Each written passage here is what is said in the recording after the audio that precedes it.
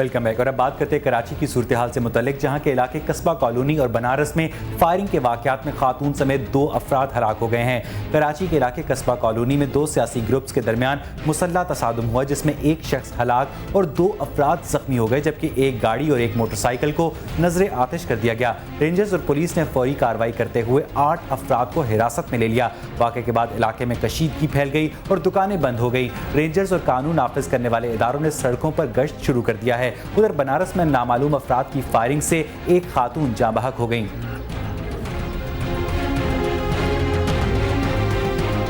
افغانستان کے مشرقی صوبے پکتکیا میں ایک پولیس اہلکار نے اپنے 9 ساتھیوں کو گولیاں مار کر ہلاک کر دیا. صوبائی پولیس سربراہ کے مطابق یہ واقعہ یحییٰ خیل نامی ضلع میں پیش آیا. حکام کے مطابق مسلح اہلکار نے, جو ایک نچلی سطح کا افسر تھا, اپنے ساتھیوں کو اس وقت گولیاں ماری جب وہ سو رہے تھے. ہلاک ہونے والوں میں اس حملہ آور کا 1 افسر اور اس کے 2 بیٹے بھی شامل ہیں. حملے کے بعد ملزم نے ہلاک ہونے والے اہلکاروں کے ہتھیار قبضے میں لے لیے اور وہاں سے فرار ہو گیا. پولیس کا کہنا ہے کہ قتل کی واردات کی وجہ تاحال معلوم نہیں ہو سکی ہے. جنوبی افریقہ اور بھارت کے درمیان واحد T20 میچ آج کھیلا جا رہا ہے. جوہانسبرگ میں کھیلے جا رہے اس میچ کو جنوبی افریقہ نے جیک کیلس کے نام کیا ہے. جوہانسبرگ کی پچ بیٹنگ کے لیے سازگار ہے. دونوں ٹیمز کے درمیان اب تک 5 T20 میچز کھیلے گئے ہیں, 4 میں بھارت کو جبکہ 1 میں جنوبی افریقہ کو کامیابی حاصل ہوئی ہے. بھارتی ٹیم عالمی کپ جیتنے کے بعد سے بیرون ملک کھیلے گئے میچز میں متاثر کن کھیل پیش کرنے میں ناکام رہی ہے.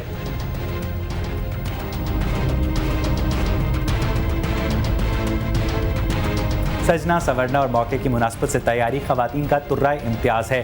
شاپنگ تو کیا, ہینڈ بیگز کے بغیر خواتین کا کہیں بھی جانا مشکل ہو جاتا ہے. گویا اگر کہا جائے کہ ہینڈ بیگز کے بغیر خواتین اپنی تیاری نامکمل سمجھتی ہیں تو بے جانا ہوگا. دیکھتے ہیں اس بارے میں نادیہ مرزا کی رپورٹ.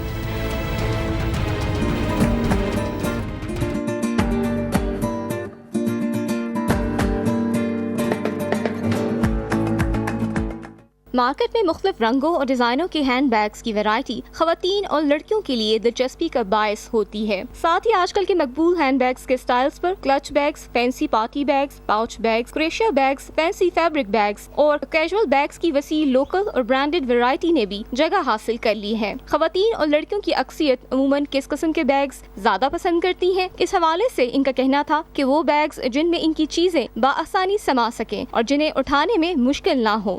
بیگز ایسے ہونے چاہیے جس میں سارا کچھ ہم ایزیلی کنوینئنٹلی رکھ سکتے ہیں. تھوڑا سا سائز بگ ہونا چاہیے کیونکہ بچے ہیں تو مجھے چیزیں اس میں سائٹ ٹھونسنی پڑتی ہیں, اس وجہ سے اس طرح کے بیگز یوز کرتی ہوں. میں ذرا تھوڑی سی ڈفرینٹ ٹائپ کے ہینڈ بیگز یوز کرتی ہوں,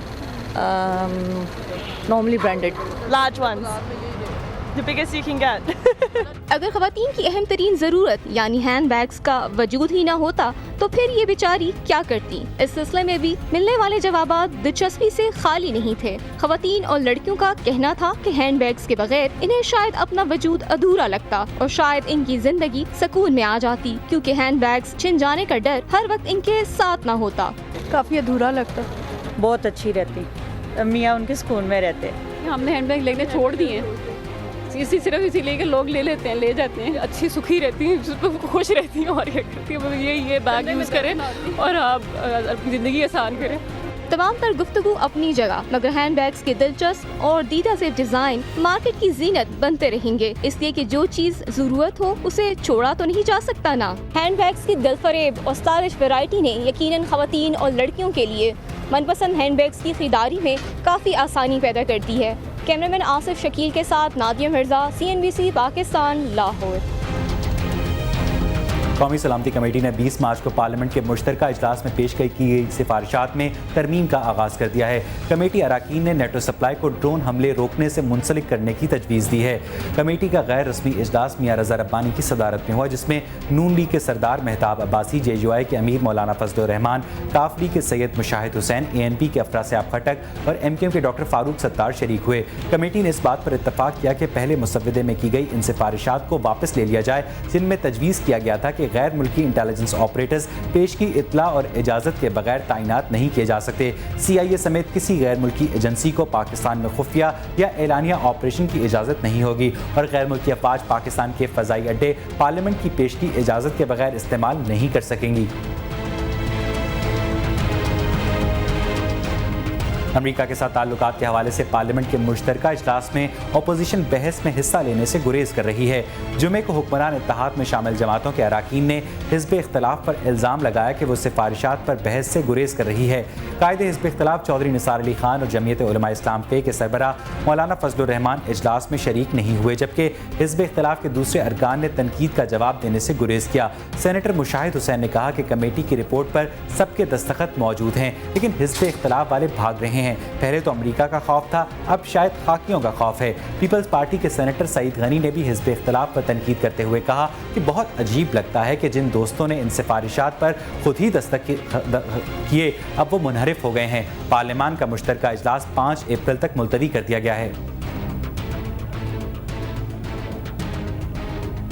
وزیر خارجہ ہنا ربانی کھر نے کہا ہے کہ ملک کی خارجہ پالیسی سے جی ایچ کیو کا کوئی تعلق نہیں۔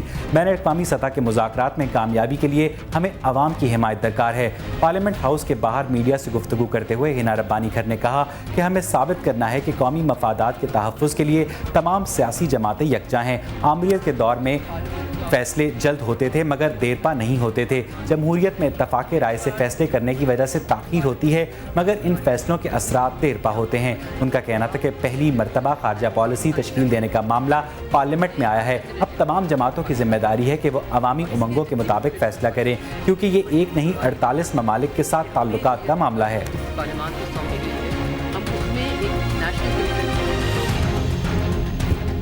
مولانا فضل الرحمان نے انکشاف کیا ہے کہ وزیر اعظم ہاؤس کے اجلاس میں chief of army staff general Ashfaq Pervez Kayani نے بتایا کہ امریکہ کے ساتھ نیٹو سپلائی کی بحالی پر آمادگی کا اظہار نہیں کیا گیا۔ قومی سلامتی کمیٹی کے اجلاس کے بعد میڈیا سے گفتگو کرتے ہوئے جمعیت علماء اسلام کے سربراہ نے کہا کہ گزشتہ روز ہونے والے اجلاس میں جنرل کیانی نے بڑی ذمہ داری کے ساتھ بتایا ہے کہ امریکی عسکری قیادت کے ساتھ ایسا کوئی رابطہ یا بات نہیں ہوئی جس میں نیٹو سپلائی کو بحال کرنے پر آمادگی کا اظہار کیا گیا ہو۔ ان کا کہنا تھا کہ ہمیں متفقہ اور آزاد قومی خارجہ پالیسی کی طرف جانا ہوگا اور تمام فریقین اتفاق رائے کے حصول پر متفق بھی ہیں۔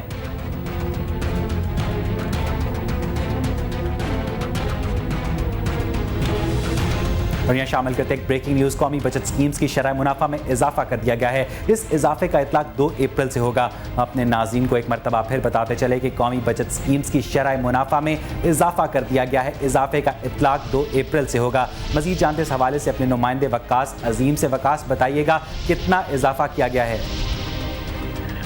جی اویس، جو قومی مرکز بچت اسکیم کے حکام ہیں ان کا یہ کہنا ہے کہ مختلف اسکیموں کے شرح منافع میں اضافہ کیا گیا ہے اور اس میں سب سے زیادہ جو اضافہ کیا گیا ہے وہ پینشنرز اور بہبود فنڈ کے جو صارفین ہیں قومی بچت مرکز اسکیم کے، ان کے شرح منافع میں اضافہ کیا گیا ہے اور یہ شرح منافع 13.86 سے بڑھا کر 14.28 تک کر دیا گیا ہے۔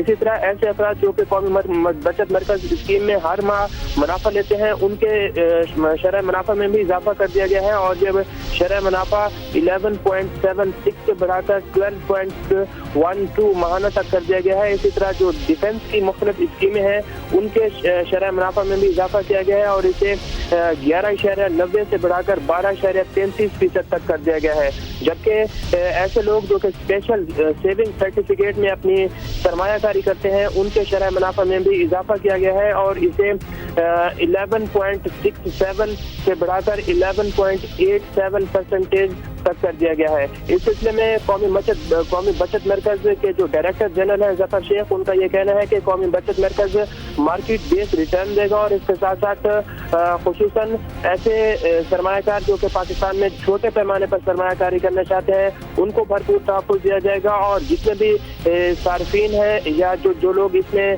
قومی بچت مرکز اسکیم میں سرمایہ کاری کرتے ہیں ان کو بھرپور۔ اچھا وقاص، یہ بتائیے گا کہ قومی بچت اسکیمز میں جو میکسیمم اضافہ کیا گیا ہے وہ 0.43% کیا گیا ہے، تو اگر ہم انفلیشن کی جو ریٹ ہے وہ دیکھیں تو اس کے بعد یہ جو اضافہ ہے کیا آٹے میں نمک کے برابر نہیں لگتا؟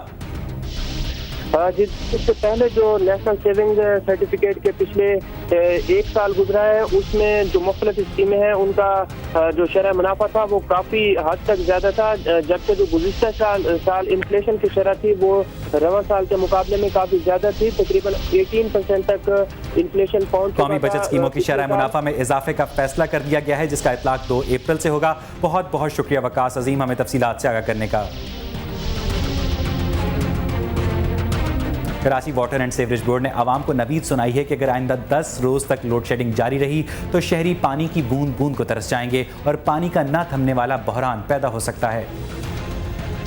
वाटर एंड सीवरेज बोर्ड के जारी एलामिये में कहा गया है कि 4 घंटे की लोड शेडिंग से 18 घंटे पानी की पंपिंग बंद हो जाती है और अगर धाबे जी के पंप खराब हो गए तो ठीक नहीं हो पाएंगे।